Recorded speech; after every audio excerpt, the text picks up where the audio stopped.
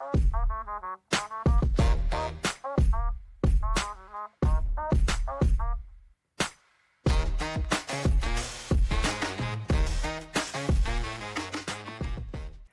to Supercool, the show tracking the rise of the low-carbon economy, a multi-trillion-dollar transformation reshaping global industries. Each week, we spotlight the climate technologies, business models, and strategies already cutting carbon, boosting profits, and improving modern life.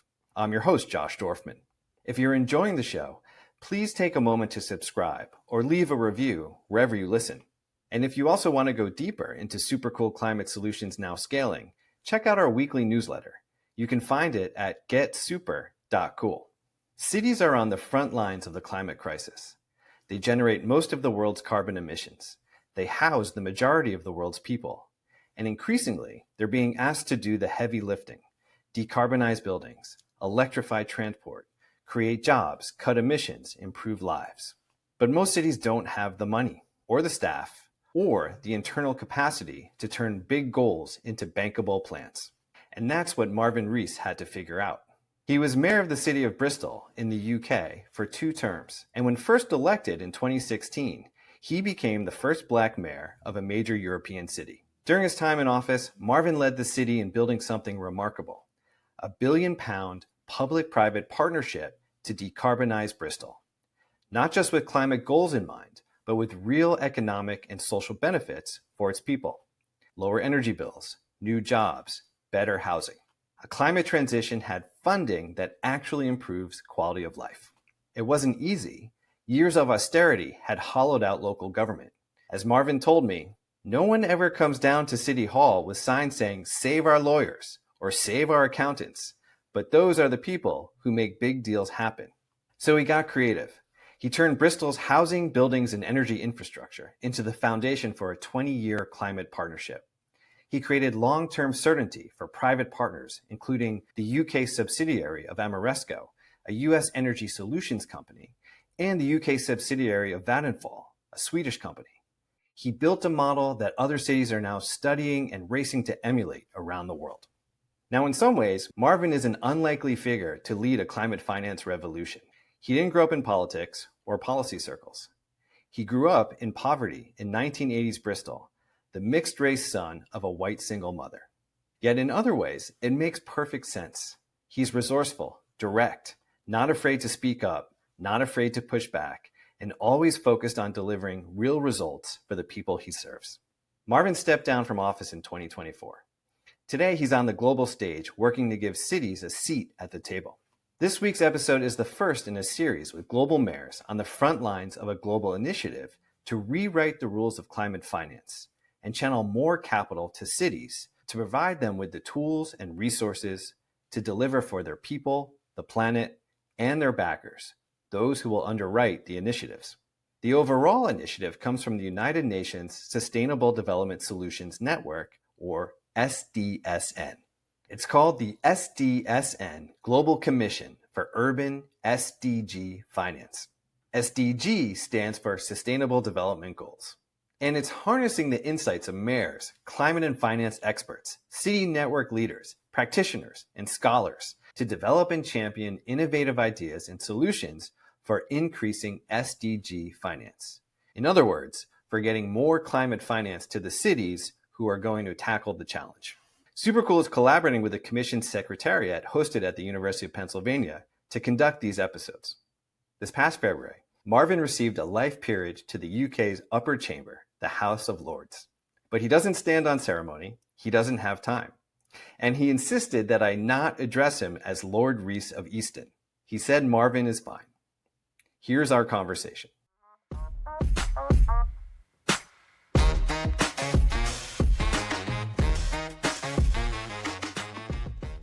Marvin, welcome to Supercool. Hey, how are you doing? I'm doing just fine, thank you. I was a bit slow off the mark there, wasn't I? That's a little bit slow. That's okay. We're gonna warm up here. In fact, I'm gonna say it again. We're just gonna do another take on that. Here we go. Marvin, welcome to Supercool. Hey, thanks for having me. You grew up in Bristol. You were a journalist and moved into politics. And so, Take us back a little bit. How did that come about? What was your influences and aspiration, and why politics? Why aspire to become mayor of Bristol? And then how did climate start to factor into that? You've been such a champion at the city level and now at the global level. Where did that come from? I worked for an agency called Tier Fund, a development agency. And in the late 90s, they were involved in a campaign called Jubilee 2000, which was looking at the third world debt crisis, as it was. And I remember being in the office in the late 90s, and there was a conversation about how do you take an issue as abstract as international finance and turn it into something that everyday supporters in communities and churches and faith groups up and down the country can engage with and care about. And the way they did it was by telling stories. And I was really taken by that. I mean, I'd always been kind of tuned into the power of storytelling, but it was a gateway for accountability and demystifying and pulling the curtain back on a great global injustice. So anyway, when I eventually came back to the UK after working in the United States, I went to work for the United States and then I studied here again and went back to the UK. I was thinking, right, what is it? Is it going to be journalism or is it going to be politics? I didn't quite know how to get involved in politics. I didn't quite know how to get all the journalism, to be honest. But I ended up going and working at the BBC. And my desire, my hope, was to be a platform whereby voices that are not heard get to tell their stories. By that, not just on a soft, fluffy level, but by giving us understanding of the way the world works and doesn't work for those without power. And then climate, even back when I was actually living in Philadelphia, working at Eastern, there was an organization then called Target Earth. That was a climate organization, but they never let go of the importance of people and the interaction of climate justice and planetary destruction and poverty and hopelessness in the lives of the poorest and most marginalized people. And I always carried that. I became mayor. Bristol is a city that was always kind of known for its progressive politics. Again, there were layers to that, by the way. And climate was an issue. And it was one of my first points of tension because I wasn't in the political party most associated with climate. And I don't think environmentalists saw me as an environmentalist. But I think there's some race and class issues about that. Is it that I didn't wear the green corduroy trousers and a yellow high-vis jacket and trouser clips for my bicycle? And as I made the point, of course, I'm an environmentalist because the people that get hit first and hardest by the consequences of climate change look like me and my dad. They don't look like rich kids from private schools, middle class white rich kids from private schools. Nothing against middle class kids. But I'm just saying, of course, it's an issue for me. And then that ramped itself up through my time as mayor as well, to where we are constantly going on about climate change now.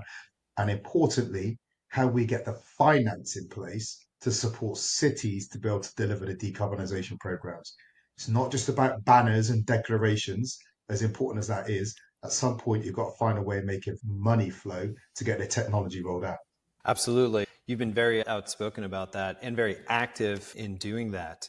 I know the political structures are different in the UK than the US. So in 2012, Bristol created a new mayoral system, right? It created the role of the mayor. You ran for the office, didn't win that time, came back in 2016, won and became, I guess, the second mayor ever in Bristol's history, if I'm reading that correctly. So there's just a bunch of things that are really interesting to me about that. You're there for 2 terms. You have this very clear view on climate finance, as you just laid out. Yes, we're going to solve climate change, and absolutely that's going to include climate justice, where we are going to raise all boats, and this is going to work for everyone in the city.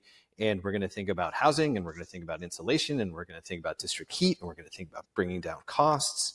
So you're there for 2 terms. In 2022, the city votes against, says, hey, we're getting rid of this role. So you've got 8 years, and now it's gone. You become the first Black mayor of a major European city in history, which is shocking in its own right that actually only happened in 2016, but that's you. Do you feel the hand of fate a little bit and how some of these things have opened for you? I don't know how you're thinking about your future, but it's really interesting to me that you've built this platform and you were very effective as a mayor, right? And we're going to talk about some of the public-private partnerships, where you've actually brought dollars to Bristol in a way that other cities are now trying to emulate. Have you had time to reflect? I'm just curious how you think about all that. So first off, when we talk about being effective as a mayor, what I point out is I would use the word we a lot because you can only be effective with your team. One of the first bits of advice I received when I was selected to run for mayor, and back in 2011 I was selected, was to watch West Wing. And there's a moment in West Wing when Bartlett is leaving the White House and there's a designated survivor. I'm sure that's the scenario. It's a young representative. And he's on the way out. He said, "Do you have a best friend?" He said, "Yeah." He said, "Is he smarter than you?" He says, "Yeah." He said, "Do you trust him with your life?" He said, "Yeah." He said, "That's your chief of staff." That's Right. good. And you've got to, I think what I would say is, as a mayor, one of the qualities I brought to it was a willingness and an ability to have people around me who were smarter than me, not in every aspect, but certainly in their area, and never ask them to be less than they are. And that was a challenge. I mean, some of the meetings I was in there holding on to understanding by my fingernails, literally, right? Well, not from a finance background. I'm not a property developer. I'm not an urban planner. I'm not an engineer looking at environmental technology. I haven't got a history in building houses.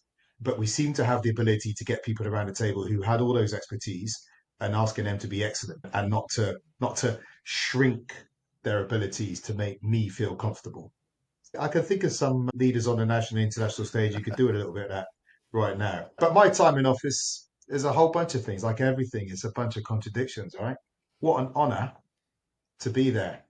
In that city hall, my mum used to go in and pay her rent there.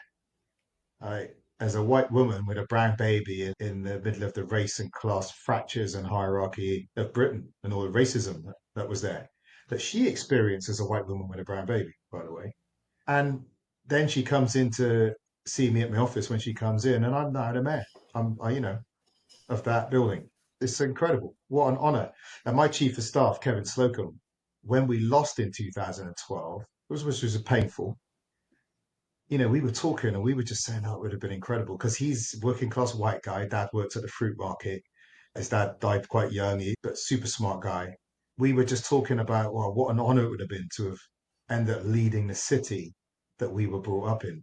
And by the way, didn't have an easy time growing up in. So yeah, it was special. I will say though that in my final State of the City speech, I did say that there was a cynicism in the city that robbed it of hope and robbed it of belief. And we bumped into that a lot. If I gave that speech again, I would change it because I wouldn't say that the cynicism is inherent in the city.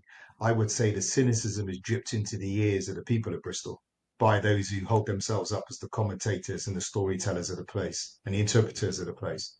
That's challenging to see. Now, I'm big enough and robust enough to brush some of that stuff off. I'll use a word and you can bleep it out, right? Some people say, and you can get into, oh, he's thin skinned and that. Listen, I was chased down the streets by grown men calling me a nigger as a kid. Do you know what I mean? I experienced all of this stuff. I experienced poverty and snobbery. If I was thin skinned, I wouldn't have made it. But someone said to me, how do you cope with all the negativity around politics in the city? I said, listen, these things happened to me as a kid. You think that bothers me? It doesn't. But what bothers me about it is in that what passes for debate and inquiry is not debate and inquiry, but it consumes the space we need people to be in to be able to have meaningful debates about the trade-offs. And there are no solutions that come without a price to be paid.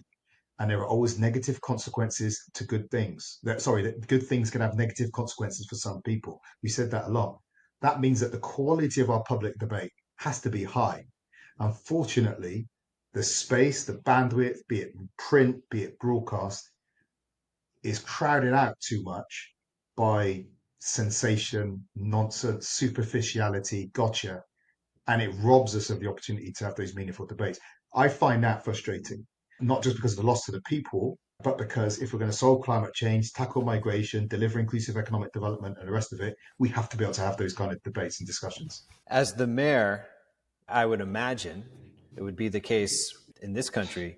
You still had the microphone, right? You had the platform to tell your stories, the stories that you wanted to put out there, the narrative that you wanted to put out there. I assume that that was a counterweight because at the same time, and we want to get into some of these initiatives, you had developed the One City Plan, really putting a lot of sustainability goals front and center.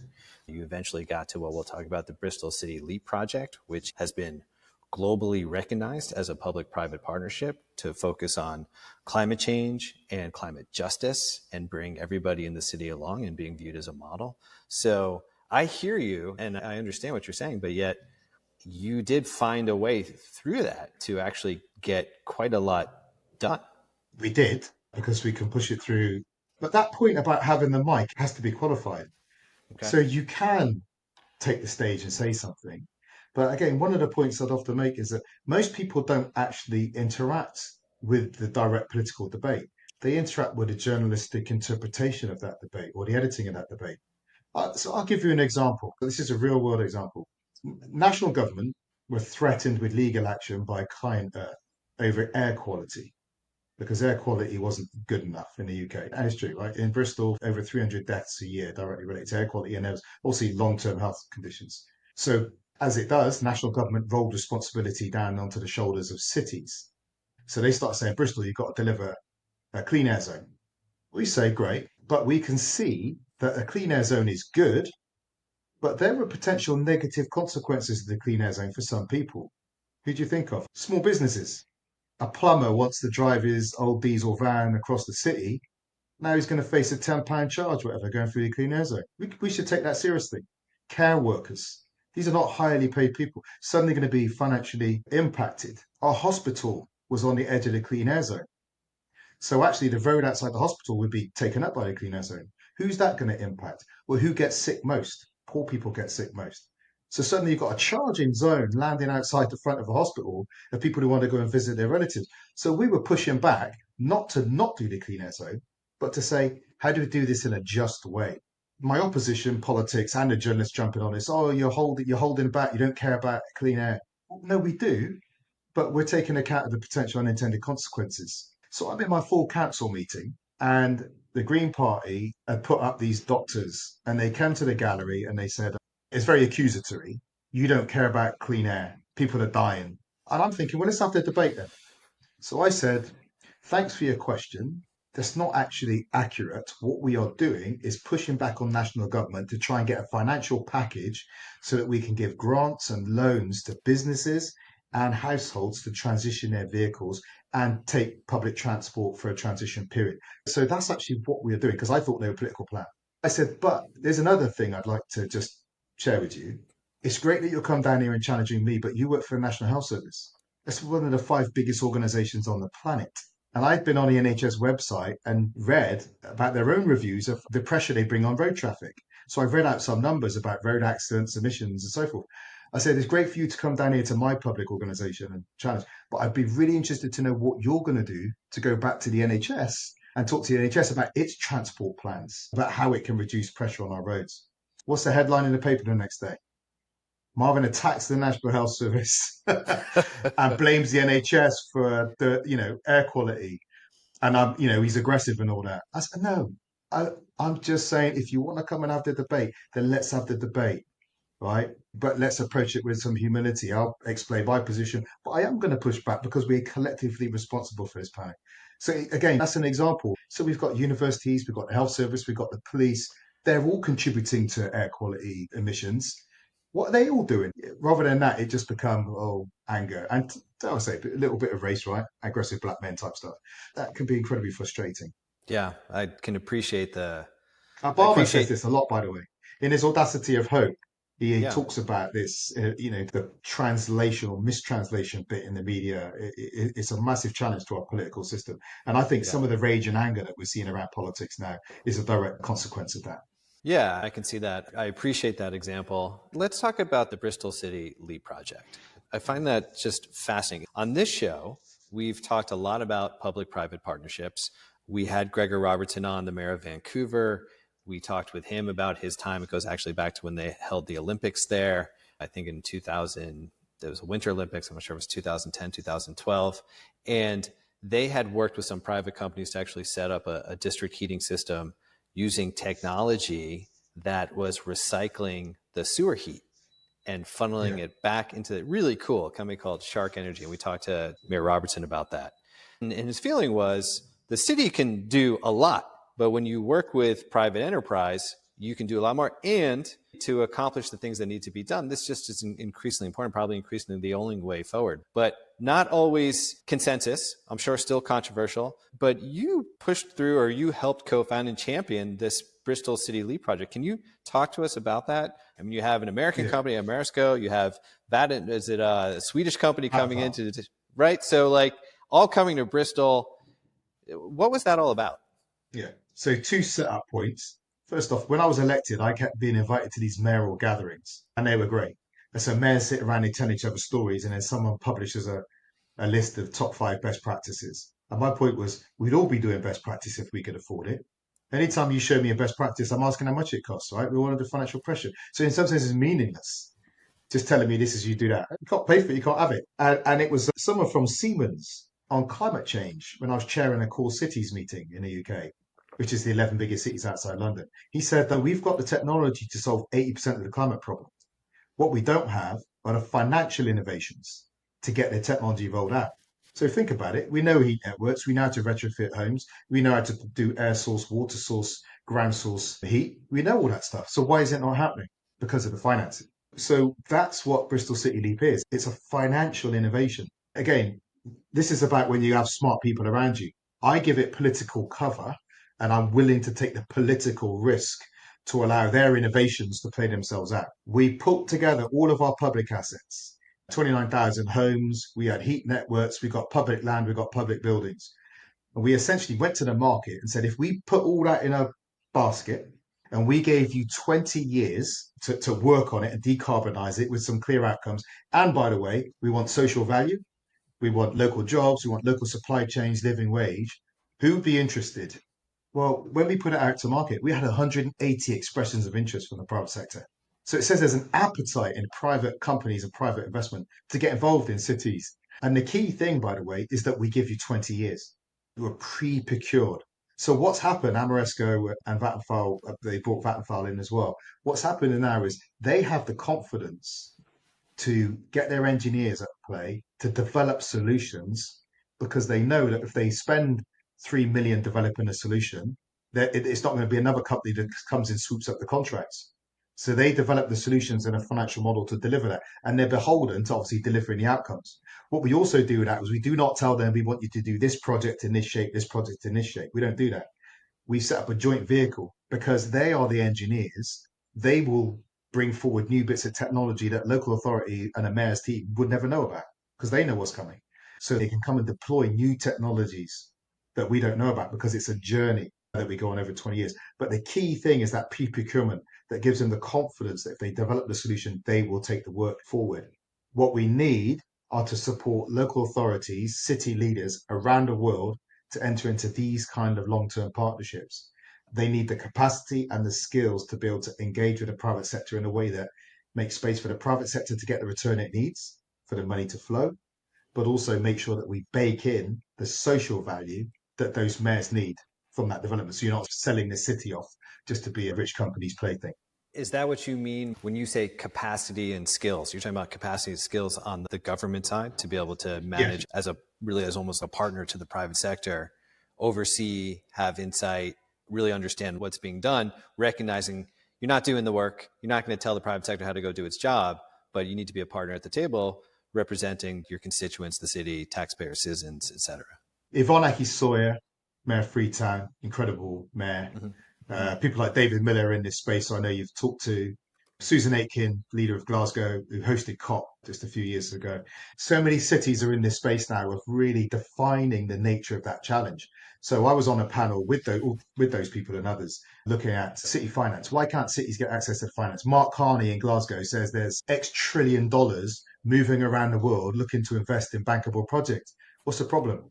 It can't find the bankable projects. So you've got all these cities over there have desperate need for thousands of houses. They need to be retrofitted. To me, that infrastructure delivery is a massive opportunity. It's a massive economic opportunity. In the UK, the leader of the Conservatives, Benny Bennett, says, oh, it's a cost. We can't afford to do it. That's only if you define it purely as a public sector spend. If you go to the world's businesses and say, hey, we need to rebuild the world's cities, which is what we do need to do, that's business, right? That's supply chains, that's raw materials, it's skills, it's economic inclusion. And the private sector's looking at that. So what's the challenge? Individual cities don't necessarily have the skills to bring forward projects that the private sector see as bankable. And I would say that's one of the invisible costs of austerity in the UK. So in 2010, Conservative Liberal coalition comes in, starts cutting public spending. What will happen is activists and government will say to me, mayors and predecessors, protect frontline services, right? It sounds great, doesn't it? Care workers, education support, protect them. So who do we cut? We cut backroom capacity. What skills have they got? No one ever comes down to City Hall with save our lawyers, save our planners, and save our accountants. Who gets big deals like that done? Planners, lawyers, and accountants. So the hollowing out of the background skills of local government ultimately undermines the ability to deliver the programs that make places work in more efficient, more fair, more inclusive ways. What we end up then with is a broken system that continues to pump out dysfunction, inequality, and then we're always dealing with crises. And then people are angry about politics doesn't work. It's not the only factor, but I would say it is a factor. So we need an investment in the capacity of local government to be able to bring forward pipelines of bankable propositions at scale, alone or working with regions or working with other cities. Let me just make sure I understand what you're saying. So in this case, in the UK, austerity measures come in around 2010. If we're going to cut local governments, you protect the frontline workers to the degree that you can, but the backline, the invisible, the planners, the lawyers, the accountants, that layer, that professional capacity in local government starts to diminish. Then you fast forward a decade or so, and mayors are now saying, hey, geez, we're on the front lines here of climate change. We have to deal with all the adaptation. We have to deal with all the resilience. We have to deal with all the decarbonization. You're seeing on a global scale, clean energy investments just explode. 2024, $2 trillion of global clean energy investments, doubles fossil fuels. So like the money is there for certain types of investments, right? So maybe that's grid level battery storage, a solar farm, or some offshore wind. But where cities are, where you've got, what is it, 50% of the current population lives in cities, it's going to go 55%. 50%, it's going to increase. Two-thirds by 2050, apparently. Two-thirds, right? And you got 70% of carbon emissions already in cities, uses 80% of global energy, I think. So you have, cities are the front lines. You have this layer that has been removed that could package together the types of projects to speak the language that the business community needs to see in order to understand what are the projects, how do we come partner, whether it's a Bristol or a Glasgow or whomever, to actually form these public-private partnerships that start to decarbonize cities, create everything you want. You know, you've said in the beginning, you said there's always unintended consequences, but nonetheless, this is what's needed in terms of the financing that cities need to move forward. And it's missing because this professional layer has, not just because, but this profession has been hollowed out, and you can't put the projects forward for companies to come see and bid on. Do I have that correct? And if I'm challenged to bring those projects forward in a Northern Hemisphere country, think about someone like Yvonne in Freetown or the mayor of Kampala. The challenge of accessing the people with that level of expertise is all the greater. And bear in mind, the other aspect is not just bringing the project forward, it's bringing projects forward that secure the social value and the interests of your domestic population. Because you can end up sitting in a room with a load of lawyers from a corporate body, they're just picking your pocket. We've seen that historically in the 80s and 90s, big infrastructure projects in the global south that were not for the good of local people, but made lots of money for companies in the Northern Hemisphere. But what's an example of that for, sorry, Marvin, don't mean to interrupt, but for Bristol or for a northern city, but what is an example of these types of projects that do have the social value that you would like to see? And let me say that I know from the Bristol City Leap project, this £1 billion public-private partnership, we're talking about heat districts, you're talking about EV infrastructure, you're talking about solar on schools, renewable energy development, insulating housing. Like, are these the types of projects that you're thinking of or you have in mind when you're talking about this? There's an area in Bristol called Brentry. We got 29,000 social houses in Bristol. Part of the LEAP program of work is to retrofit those homes, external cladding, heat pumps, and solar. I went out to visit some of the residents, and the guy comes out. He says, I put my heating on for 1 hour in the morning now. Don't have to put it in any more than that. My house is so efficient. What's that doing? We're in the middle of a cost of living crisis. He doesn't have to worry about his heating his home anymore. That is direct social intervention. The tech is getting rolled out. Someone's life is now affordable. And I'll just give you another example just off at Sydney. Because they've got this 20-year journey, we're able to say to local businesses, and listen, by the way, I'm not saying any of this works perfectly, but it's there. The language is there and the intention is there. And then we have to make it work. We held an event in the M Shed, which is a museum venue in Bristol. We just invited local businesses, local trades. In the UK, we'd say kind of white van driving. I guess you'd call it blue collar, guys with tool belts and so forth. We said, come, sat up there. There's the guys from Amoresco City Leap. This is what's going to be happening. We got a tackle these buildings. We're going to put heat pumps in. We're going to put the City of Bristol College is there, which is a further education college, which offers further education, but also plays a really important role of offering a second educational chance for children for whom education perhaps didn't work first time. So they can go back and they can retake their GCSEs, retake their A levels, and get them back on track. So they were there saying, yeah, we can get into this space. All you businesses know that these skills are going to be needed over the next 15, 16 years. We can be in the space of offering a training to bring those people through so you have a workforce that's ready. Not just young people, by the way, adults being reskilled. So if we can offer a degree of certainty, and by the way, we need capacity to do this again, then local government, city leaders, mayors can begin to work with the partners to say, well, we know we've got to get 10,000 heat pumps into homes over the next 5 years. We haven't got enough heat pump engineers. So let's get them trained. By the way, speaks into the need for migration, but there you go, that's another debate. Let's get them trained, let's get it lined up so we're not seizing up the economy. And we can say to those young people and those people retraining, do this course, takes 18 months, guaranteed job at the end of it, because we're going to need people. That speaks into some of the cynicism you get as well from some of the predatory climate change denial political leadership at the moment. Because now we're talking about economic opportunity. You don't need to be a believer, but what we can say is that your wages and your pension contributions are going to be supported because of the transition we're going through. Yeah. You align it with economic interests. And what's coming through really loud and clear is having the longer term time horizon is just essential to enabling everyone to plan, to be able to make the investments, whether that's an investment of curriculum and what's happening at a school or a university or in the education system, or companies saying, okay, yeah, it's worth our time to come engage with Bristol because we've got a 20-year horizon to make some investments, get a return on our investment, be a partner to the city, and it's going to be economically viable for those companies as well to participate.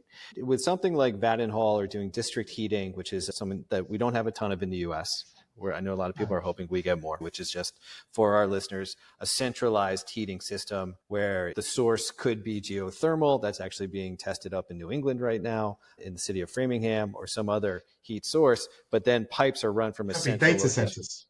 It could be data centers, could be My excess former heat, deputy, right? Waste heat. yeah. My former deputy mayor is working on programs of work now where you take the heat generated by data centers. I mean, isn't that a fantastic example of That's circular awesome. economy? Absolutely. So in these instances where you say, hey, we're going to need 10,000 heat pumps over the next X number of years, you company come in here, start to lay the groundwork. We're going to start to train a workforce. We're going to start to lay the groundwork for this to succeed. Who's ultimately paying for those heat pumps? Is it the city of Bristol? I don't need a whole discourse on the economics, but high level, what does it mean to have this kind of public-private partnership? This is where you begin to talk about blended finance. Okay. And we've always said the private sector need to be early in the conversation. What you don't want is to give local government a bunch of money and say, go into that private room over there, shut the door, develop a plan, and then come and present it to the private sector. They need to have the skills, capacity, and confidence to have a conversation with the private sector so they are co-creating vehicles with the right kind of financial model so that it can work, right? Again, that takes skill because there are all sorts of legal firewalls you'll have to have in place and competition protections. But you know what? If we can send people to the moon, we can solve this. I mean, I'm at UPenn now. It's one of the things I said to some of the students when I was here back in February. Bring some of that intellectual firepower that exists within the university and design the vehicles, design the frameworks. And we're doing this right now. I'm working with Lolita Jackson, who's at Perry Wardhouse as well, who works on London Edge, which is a £100 million fund investing in London. Rizzo Rodas as well, former mayor of Quito, working with C40. Mete Coburn, who's a deputy mayor of London. We got 3 staging posts. We're saying that by the time we get to COP, we know that a global structure around climate change is failing. There was an open letter after COP last year that just said COP has been good at developing policy frameworks and making declarations, but it has not been good at delivery. At some point, like I said, I think protest is important in politics, as long as it doesn't get self-congratulatory and self-righteous and all that. But at some point, you need someone with an Excel sheet who's going to get the tech rolled out, right? So by the time we get to COP, the national structures are failing. So what's the other level at which we can operate subnationally, support cities to get stuff done, whether or not national governments get their act together? I mean, they're probably not going to get it done. So by the time we get to COP in Brazil, I think we should have a plan to have 300 cities announcing major financial deals to decarbonize their systems. We can do that.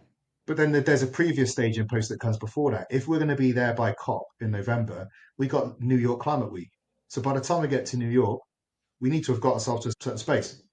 I don't know, 50 US cities who have signed deals or are about to sign deals. And then there's another stage in post before that. There's London Climate Week. By the time we get to London Climate Week, we should be able to stand 20 UK city leaders shoulder to shoulder on stage with leaders from finance, with engineers, saying, this is the scale of our offer. Collectively, we'll take 2 million tons of emissions out of the system, right? This is what we need to get that done. We need the finance, and actually we've got the private sector partners and the finance lined up to get that done. There's actually a strong interest in that. And we're working with those to try and get that first step of that momentum maker in place for London Climate Week. And we have the models. City Leap is working. It took us £9 million of 5 years to get that deal done. But we got the template now. So the next city to do it should be able to do it in 2.5 years and £4 million, right? And the same with London Edge. We got the template. So we're just supporting other cities to look at these templates and then adapt them locally and then build them in scale and pace. There's a lot to digest there. I appreciate you walking me through that. And I want to move to this level. I want to spend a few minutes talking about this at a global finance level. That's how we came together through, you're at University of Pennsylvania. That's how we got connected. The University of Pennsylvania hosts the commission secretariat for what's called the SDSN Global Commission for Urban SDG Finance, which I know probably makes sense to you. Your world, you deal with a lot of acronyms. Our listeners don't, but it comes out of something called the United Nations Sustainable Development Solutions Network. And basically this SDSN, Global Commission for Urban SDG Finance, is essentially saying, like, we got to get more money to cities at the subnational level. Cities are the front lines, like we've talked about. That's where the action needs to take place, and there's not enough dollars flowing there. We got to figure this out globally. The South has different issues than the North. We got to get the multilateral banks involved. There's all these layers, and you've talked about blended finance.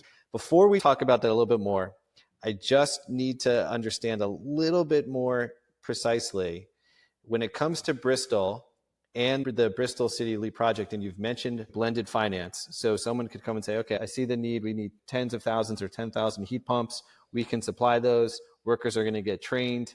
And I understand blended finance, that's going to get financed. But is Bristol backstopping in some way? Is Bristol providing the guarantee? How does Bristol unlock the value as a city that creates all of this economic incentive? We put the land in and the building and the assets, and that's a huge contribution. And we also transferred our heat network we put our heat network into the mix as well, which is considerable value. Now they have the space on which to invest and secure the return from those investments on those assets. Like I said, we still will support as a city. And I'm not the political leader anymore. So I've seen that since leaving office, my successors have announced the next stage in Bristol City Leap, which again speaks to the importance of the model, that it will go through iterations and reiterations because of that joint vehicle delivery stage. So there is a development that's happened, but the assets that we put in, the public assets, are considerable, and it gives them the opportunity to develop those financial models that get them the return they need.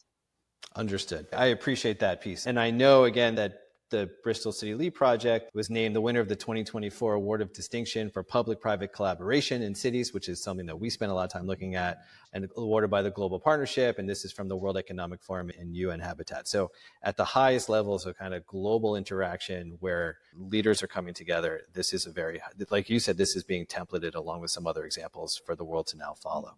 In the last few minutes we have together, I'd love to stay on this kind of higher level topic, talking about the work that you're doing today, or at least a lot of the work that you're doing as a leader, as an advocate, as someone who's built a reputation for being able to get things done. And I'll just say it again so I have it. The SDSN, I don't know how you guys do it. The SDSN Global Commission for Urban SDG Finance. SDG Finance is the Sustainable Development Goals of the UN.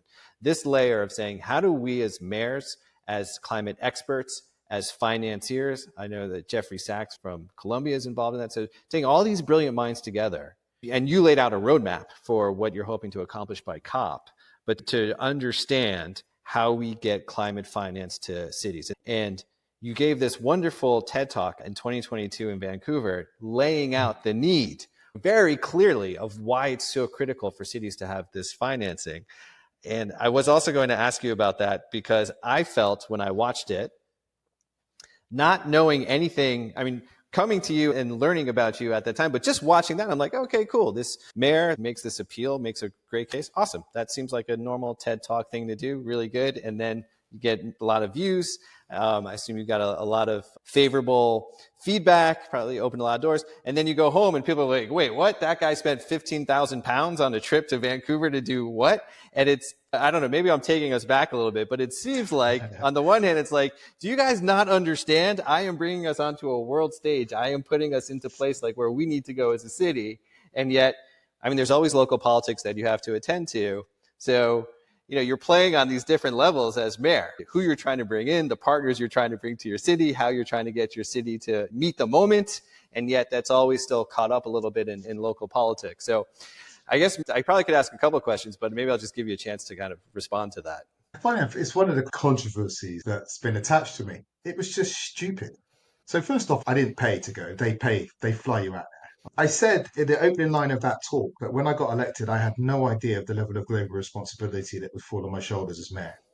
I said at the time, and I've said since, one of the challenges that mayors have to be shaping the national and international context in which they work for the good of their populations. You can't just sit inside your city boundaries and get outcomes because cities are on a receiving end of climate change, migration, economic policy, broader cultural impacts. So to work for the good of my population, I have to shape that. Not least, by the way, because my country is 180 countries of origin. Cities will be like this. So when there's floods in Pakistan or typhoons in Philippines, that's not just a foreign issue. That is an issue of first order significance to Bristolians because it'd be their siblings, their cousins, their aunts, uncles, grandparents. So I have to shape the context in which I work. Secondly, to do that, I said you need cities to be at the table when decisions are being made. Another example, the United Nations was negotiating the Global Compact for Migration. I think it's about 2017. Most migrants leave cities, transition through cities, settle in cities, and then move between cities. They have not spoken and engaged one city leader in those negotiations. Remarkable. So I went and spoke along with Penny, who was head of the international office for Bill de Blasio. We were the first city leaders to speak into the Global Compact on Migration. And then the compact made direct reference to the leadership role of cities where they'd been missed out. So we were saying you've got to be at the table. So I'll tell you how this started. I did a show called Broadcasting House, and I like the presenter, but he said, it's a cheap crap line. Oh, you flew X thousand miles to give a talk on climate change. So I said, did you listen to the talk? It was 11 minutes. So I knew he hadn't. I said, yeah, I know it was 11 minutes. Did you listen to it? Oh, it was on climate change because they're accusing me of being hypocritical. And then maybe I should have just said, I could just done the political thing and squashed it. But I didn't want to do that. I'm saying, did you listen to it to show that you're just jumping for sensation rather than dealing with substance? So you're accusing me of being a hypocrite. But I'm not because the talk actually said we need cities to be at the table. And what was I doing? I was at the table, shaping views and policy. So I was doing exactly what the talk said I should do. Only if you either didn't listen to the talk or listened to it and didn't understand it, would you then just down the line? And then it became this national sensation because another local journalist jumped on it. Listen, maybe I'm too working class, maybe I'm too but I just thought I'm just not playing this game. I'm not doing any slick comms about it. I just think this is a stupid debate.